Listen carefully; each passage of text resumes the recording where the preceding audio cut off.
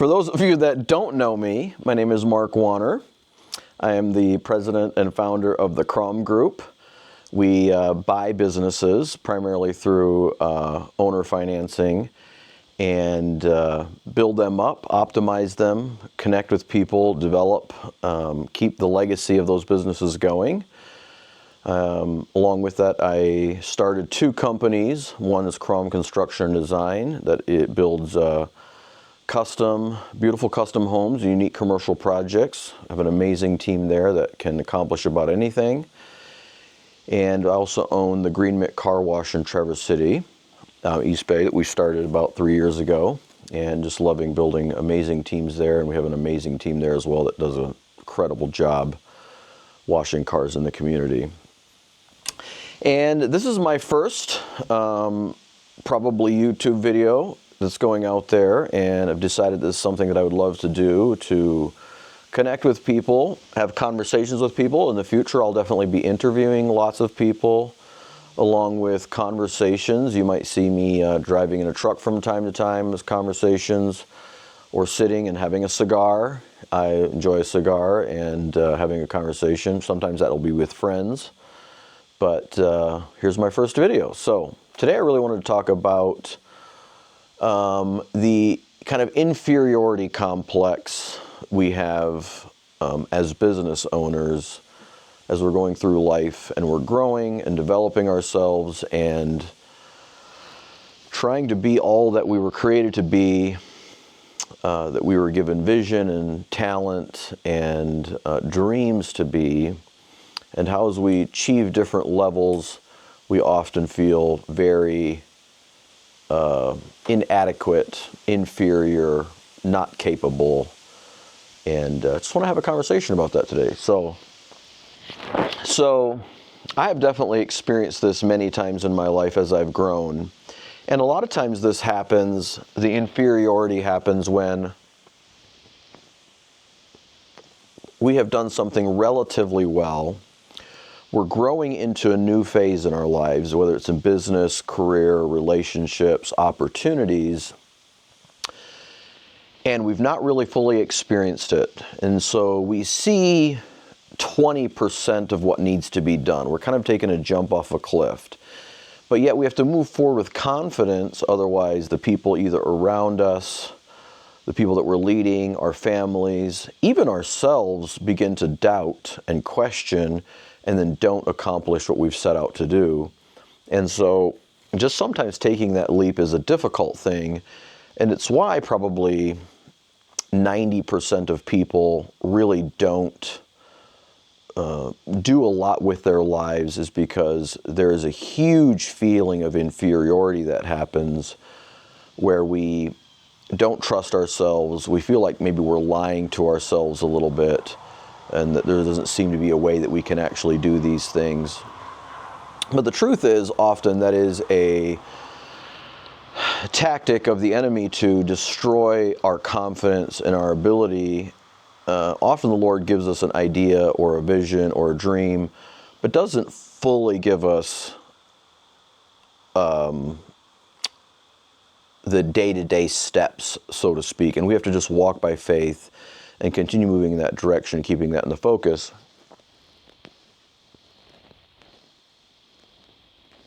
And knowing that He will help us get to that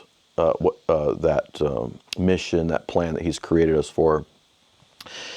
And so what I've noticed is that every time you go to a different level, or go to a different level in business, level in ministry, level in relationship, there's always these moments of feeling very insecure about what you're doing, about how you're doing it. And it's really, like I said, a tactic to stop us from achieving and overcoming. And it really, if you're not feeling this inferiority or kind of incompetence, if you will, it's probably a sign that you're not growing at all. You're not trying much new things. You're not going all in. Comfort usually happens. in when you're dying. If you're comfortable, you're definitely not growing, and that is really a problem. If you're really comfortable, it's probably a sure sign that you're kind of have given up a little bit. Comfort is a very deceptive thing. It's something we all seek, but it produces almost nothing. So something my dad famously often said was the hard way is the right way, and you just have to go for it. You have to do those things and feel the uncomfortableness of the situation and the uncomfortableness of the growth. You know, as a corn grows, it's both growing, anything that grows, it's both growing roots into the ground, and it's also growing into the air above it, and it's standing taller, it's sticking its neck up further, it's also putting roots down further, and it doesn't fully know where it's going, but it just keeps searching and keep moving and keep growing. And as it does that, the strength also comes to stand taller and to grow. And it's the same thing happens with us as we continue to grow and push out of our comfort zones, that we have strength to do that. The other thing is, you're not perfect. And as you're growing, you realize where you've made mistakes in the past. And when you start to admit them and fully understand them, it makes you both more patient towards other people. It makes you more compassionate. It helps you encourage people to grow even when they might fail. And it also allows you to have some compassion and some grace on yourself as you're growing, and not take yourself too seriously. And where often the inferiority or incompetence factor kind of kicks in is when you go to talk about a subject, you realize on one hand you have done it quite well, at least 80% of it, but there's a 20% area or a 10% area or some portion of an area where you have not done it perfectly.